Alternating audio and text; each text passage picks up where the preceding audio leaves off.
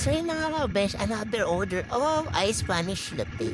Ayan, so while preparing, invite ko na kayo to like and follow our page. Ayan, to order. And then we have a group community chat. Ayan, or GC chat kung saan dun nagsisend ng mga coffee orders sa Facebook. Dito lang sa Insight Vida. Ayan, so extraction time na tayo sa ating espresso. Ayan, so yun lang. Mamaya ilalagay ko sa comment yung link ng aming Facebook page. Or nasa bio ko na rin yung link ng aming FB page. Ayan.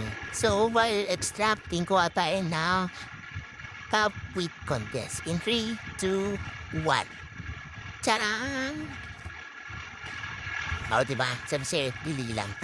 O, yan. Tapos, again natin na 16 ounce na ice. And then, kuha tayo ng gatas. And then, pour over lang natin. Ayan, o ha, di ba? Gusto mo yun? O ha, di ba? Daming gatas. Ayan.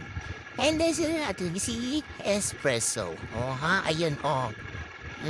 Di ba? Punong-puno yan.